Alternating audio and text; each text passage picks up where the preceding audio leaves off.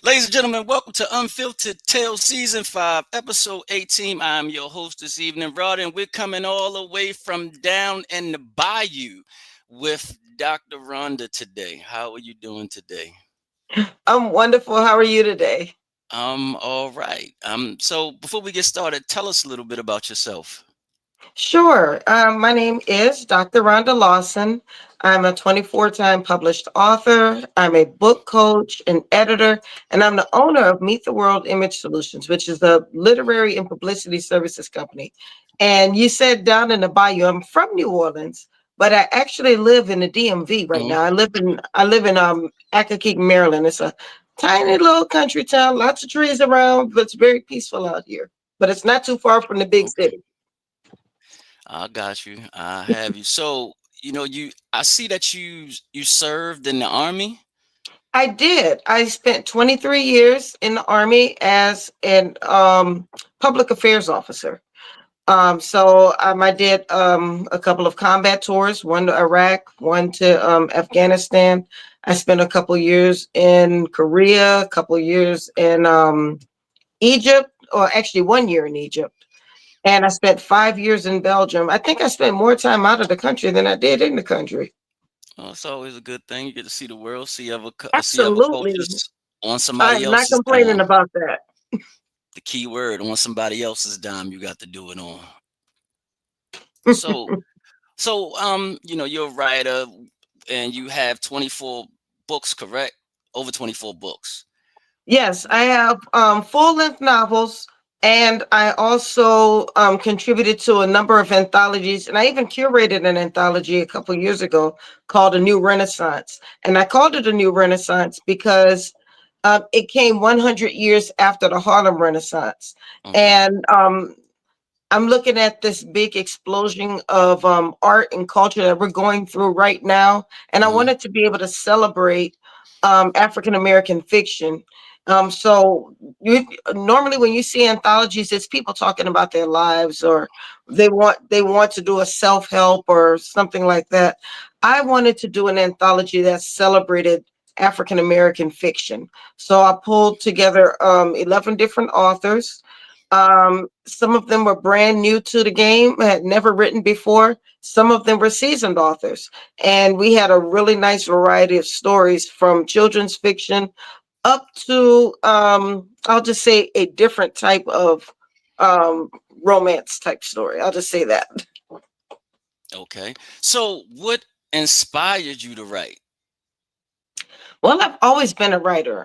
Since I know a lot of people say I've been writing since I was a kid, but I actually was a writer. I wrote my first book when I was 12 years old, and Hmm. I wrote full length novels. I wrote poetry. Writing was always my thing. So much so that I would have my classmates in high school ask me to write papers for them because I was always a great writer. When I went to college, I went to Loyola University in New Orleans. Hmm. Um, I was still writing poetry there, and I thought I wanted to be a lawyer until I got to college and realized that really wasn't what I wanted to do. So I changed my major from communications to English, which really got helped me to learn more about the authors who trailblazed before me. I learned about I really learned about the Harlem Renaissance there. I had a wonderful professor named Professor Brenda Osby, who taught us all about the Harlem Renaissance. And I learned so many things that I thought I knew, but I really didn't know. And so then when I decided to join the Army, I took all of that writing experience and said, I want to stick with writing. So I was looking for a job that would that I could use my writing skills. And they said, well, we have an army journalist. I said, they have journalists in the army? And they said, Hmm. yes. And so that was the job that I wanted. And that's the job that I got. I signed up to be Army Public Affairs. And I was an Army journalist. I wound up being the editor for the base newspapers. I did community affairs. I did a lot of media relations. And even today, I still do media relations. I still write press releases. So since I had that journalistic experience and I started writing. I actually began my author career while I was still serving in the Army.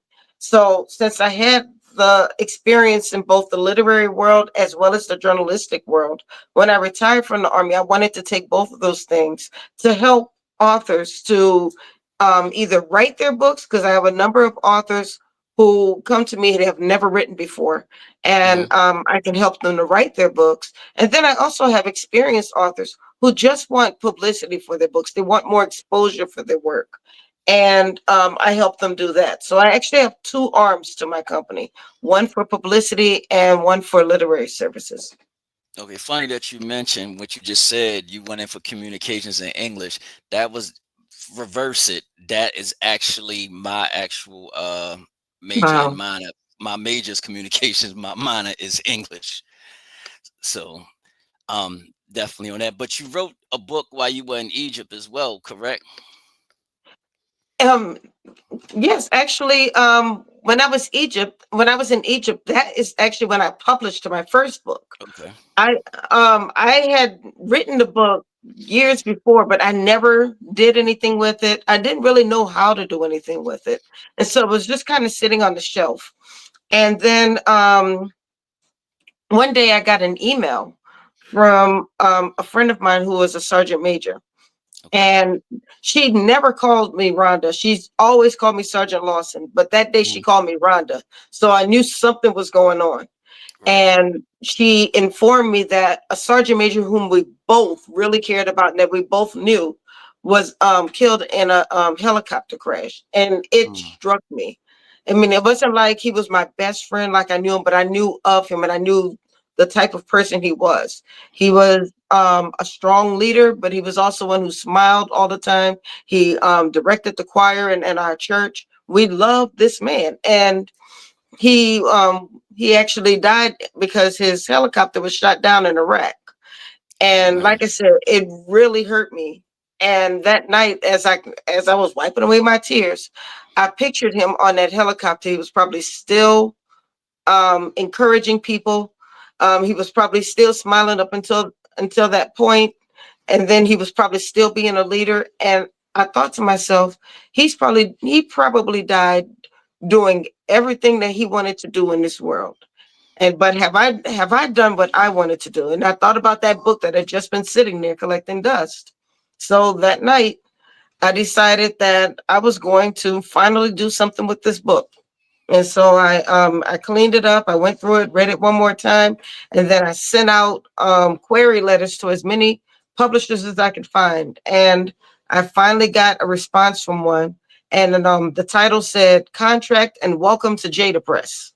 And Okay. I was like, "Oh my God, I'm getting published!" And so that was in 2004, Okay. and I've been writing ever since.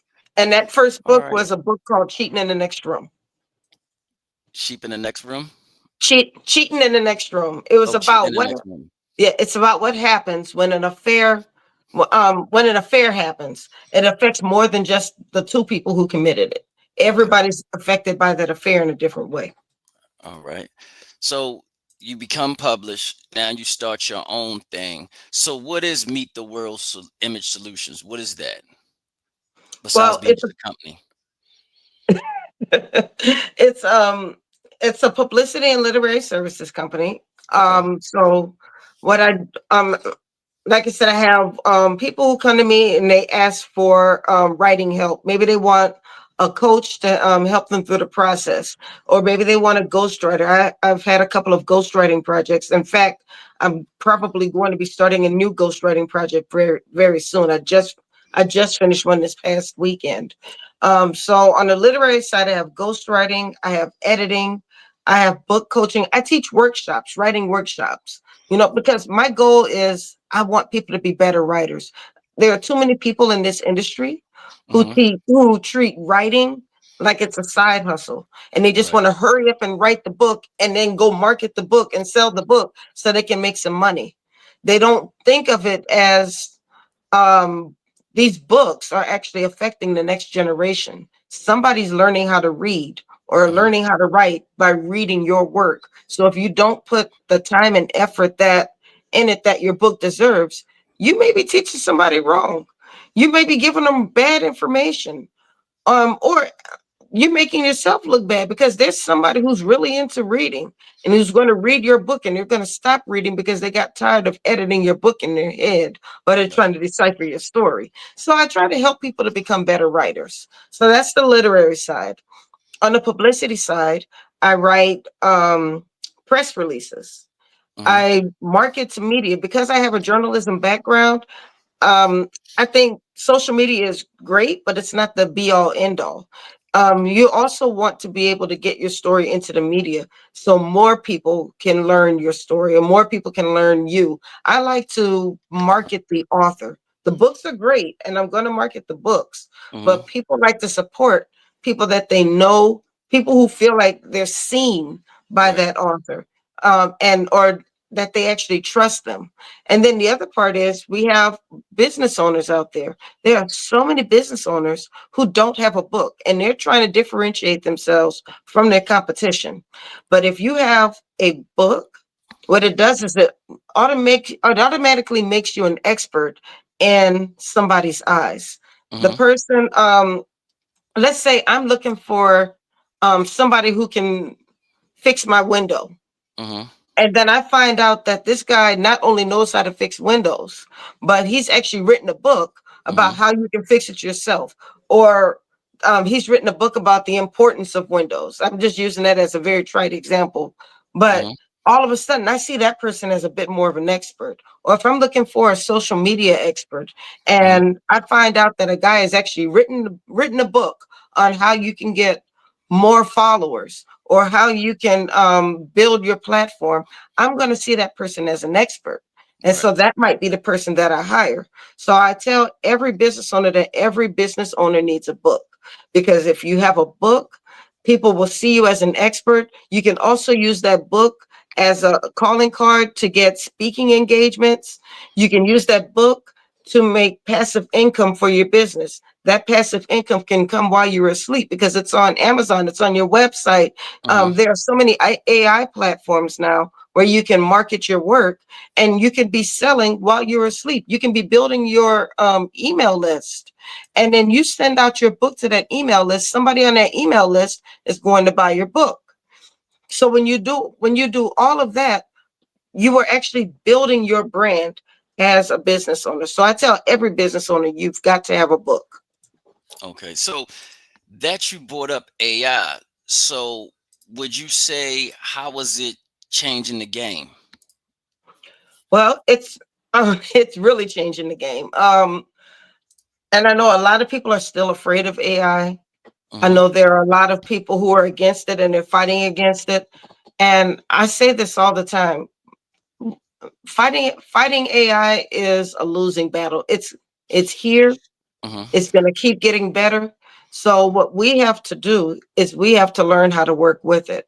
I was talking to a friend of mine, and she said, "Yeah, I'm trying to get a job, but they're replacing all these jobs with AI." I said, "But if you learn AI and you market yourself as an AI expert, Mm-hmm. you're going to get that job before somebody else who's still trying to fight it." I Right. was watching a guy on YouTube. He's a millionaire, and he said he's not hiring anybody who doesn't have AI knowledge. So AI is not replacing you, but people with AI knowledge are replacing you. So we have to learn how to use this system. Right now, when I built my publicity kits, I just had a couple of meetings right before this podcast. Mm-hmm. I'm going to be using AI not to write my press releases for me. I love writing press releases. I want to write my own, but there are some times when I just can't think. Mm-hmm. Where or let's say somebody sent me like 10, 20 questions. I don't have time to sit down and try to write an answer to all of those. I might use an AI because I use my AI assistant so much. It knows me and it's able to answer the questions for me. But instead of just accepting the answers that it gives me, it's spitting out the answers, and I appreciate that. But I'm still going to read through them and make sure it's saying what I want it to say.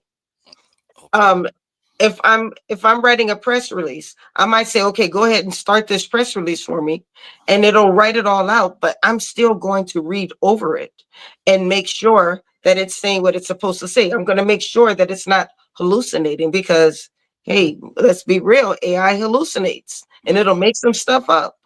And I need to make sure you're not making up stuff on my dime. I have clients I have to take care of, and I need to make sure that I'm telling the truth about my clients. Correct. So and I say all of this to say is you can use AI as an assistant. You can Hmm. use AI to help you with your social media content, which I do a lot. Hmm. You can plug this information in and tell it to make 100 pieces of content for you. Then you take Hmm. it over to Canva and it'll batch create for you. Now you've made 100 pieces of content in about 10 minutes. That's something that was unheard of just 2 years ago. So Right. save yourself time. The federal government is even using AI right now. Right. My boss told me that he needed me to write this whole proposal, and it was 4 o'clock. I wanted to make sure I was gone at 5 o'clock, but I was able to Right. plug the information that I needed into AI. I told it exactly how I wanted it to look. I plugged that information in. It gave me a great format. It gave me almost exactly what I needed. All I had to do was Hmm. just read over it, make corrections, and I was able to give him what he needed by 4:30. Oh, That great. was unheard of, like just a few months ago. Right. So So, we've got to make AI a part of our daily lives, or else we're going to get left behind. right. So, with you saying that and being a writer since you've been 12 years old, and those who are writers, is it unethical?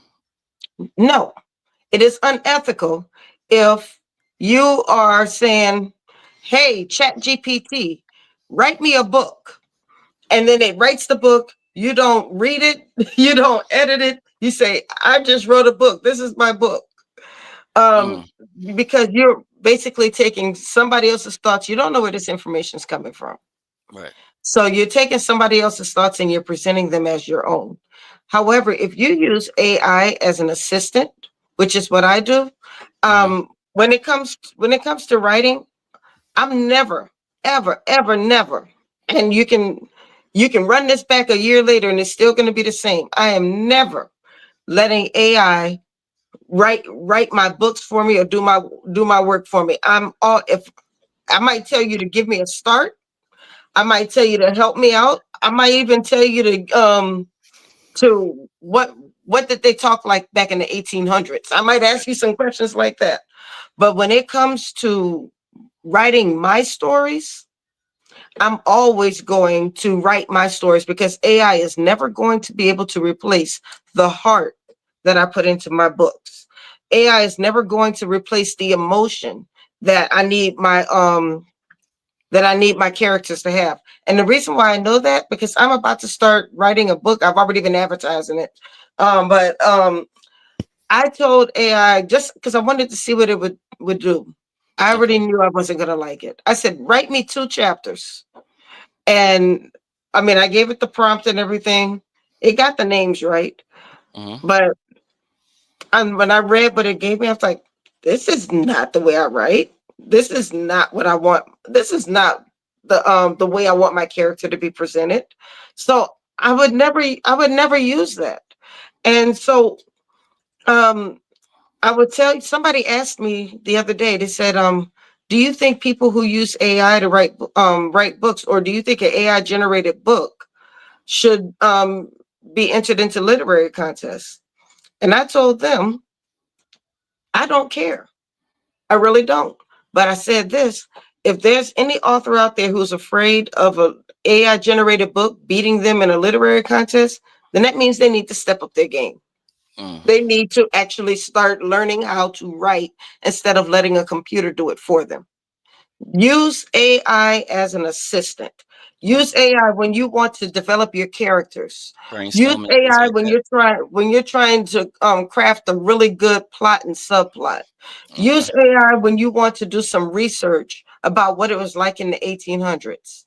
I mean, maybe if you want to use AI to generate a couple of paragraphs for you just to get you on the right thought process. And Okay. I've done that before because there's a, like I told you, with those questions. Somebody sent me 15 questions. I didn't have time to answer all of those questions. So I asked AI to do it for me. And then I went through and I checked over the work. And you should never be able to recognize AI generated work in your writing. Because if you are putting in the work, if you are putting in the edits, Hmm. if you are using real prompts and not some generic vanilla stuff, you are going to be using your thoughts, even if you're asking AI to help you. AI should be able to organize your thoughts. AI should be able to put your paragraphs together for you, because but if you're putting your thoughts in there, if you're Hmm. putting your ideas in there, if you are moving things around the way you should be, this is your work. This is no longer AI's work.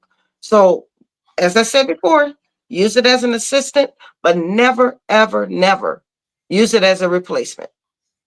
Well, like you said in the beginning, you could tell the difference between robotic versus human emotion. It's Exactly. different. You can get the context, when it's being conceptualized when you're actually reading. You could say, "Damn, this sister, this brother, going deep into it." Whereas a robotic AI is just going to give you, something straight across. It's not going to give you that roller coaster.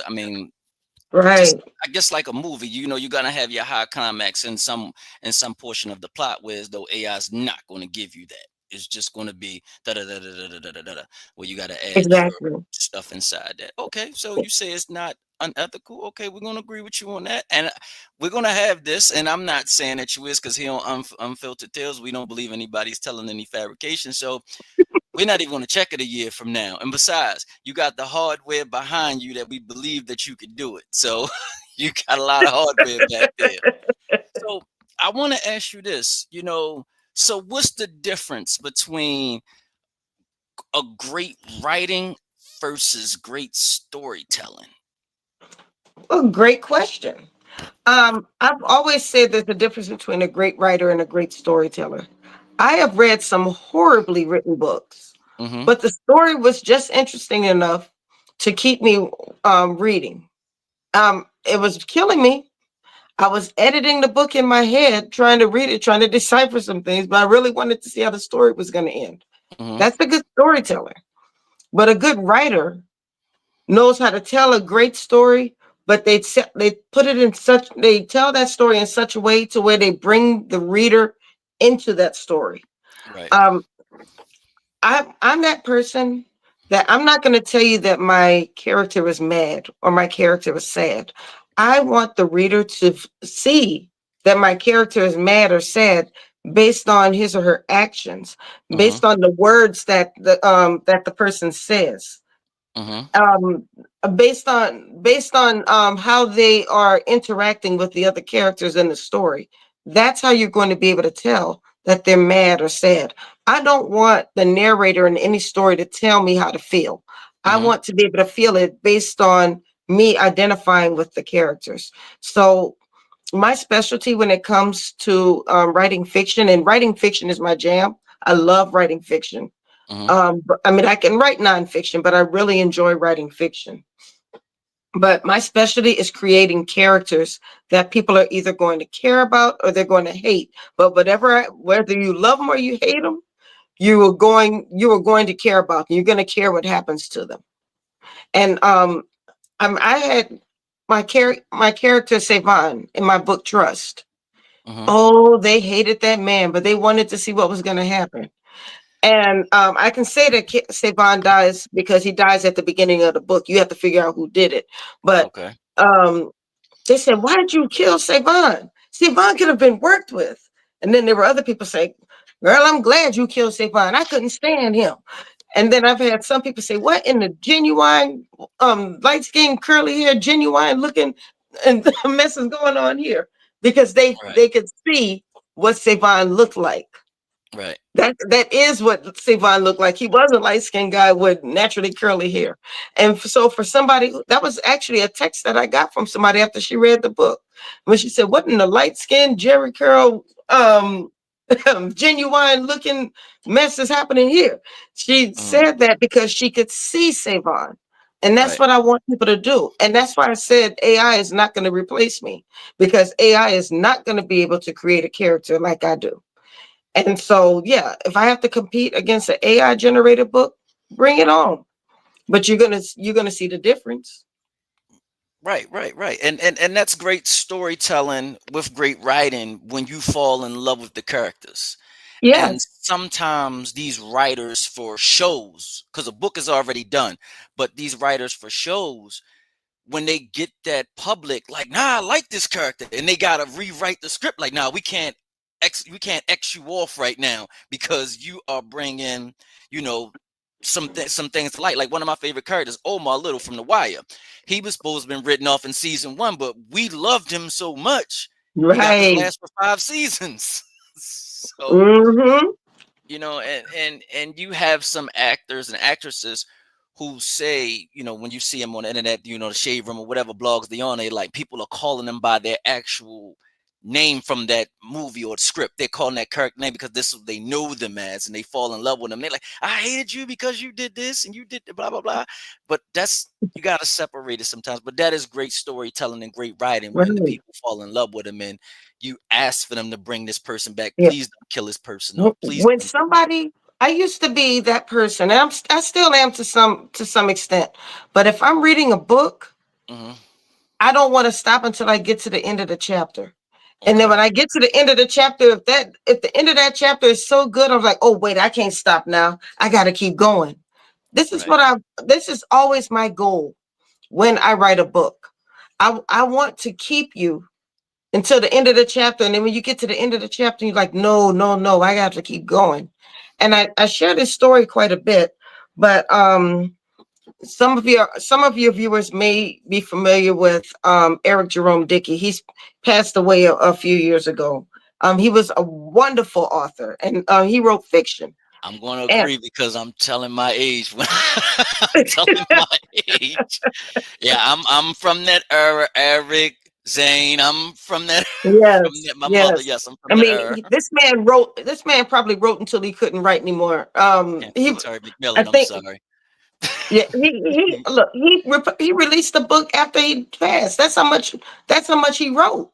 Right. But I remember when I first became an author, when I was only marketing Cheating in the Next Room.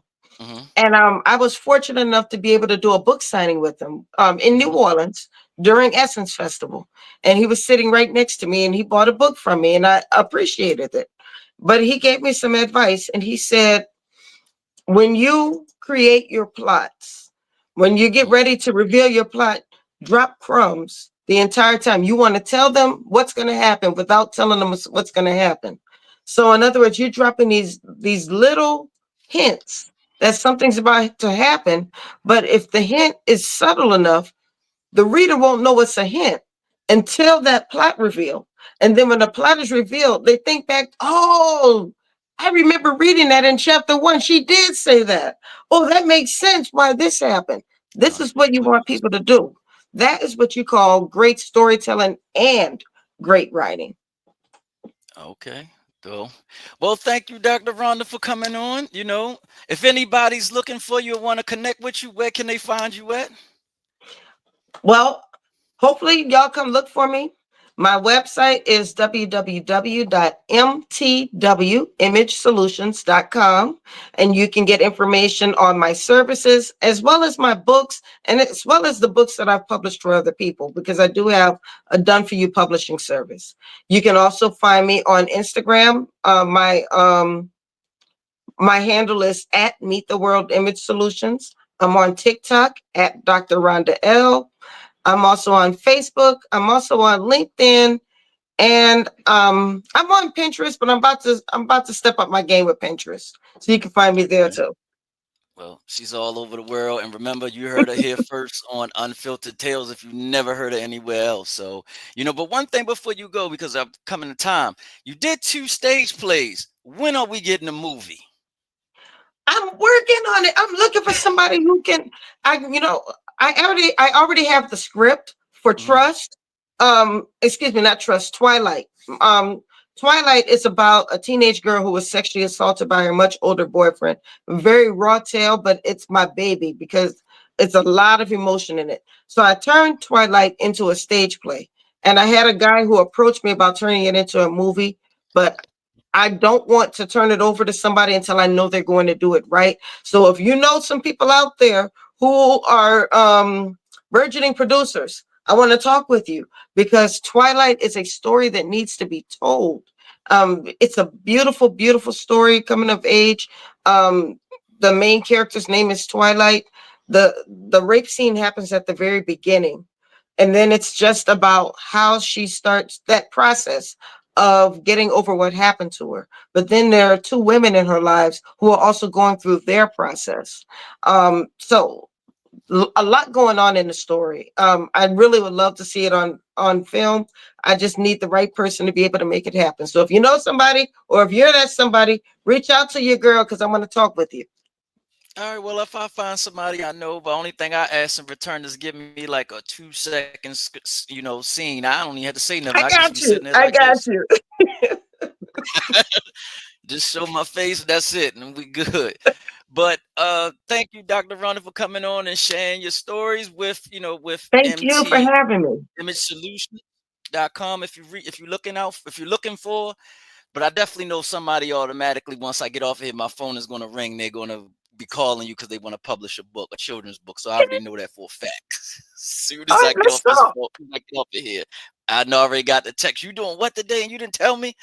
I said I got you. As soon as I get off, I'll link everything together. So um I don't even know what's coming on next week because I don't have a guest next week because the person I suppose I had something happen. So I don't have a guest. So I'll get with you viewers in later in the middle of the week to tell you who, if somebody's coming on. Maybe we got a week off. So we only got 7 more shows before we end season 5. So hey, we got to figure it out. So I'll see you next week, Wednesday, same time, same channel, 7 p.m. Unfiltered Tales. Make sure you reach out to Dr. Rhonda and get some books, and make sure you find her stage plays Twilight. And we'll see you Yes. next week. Thank you. Thank you.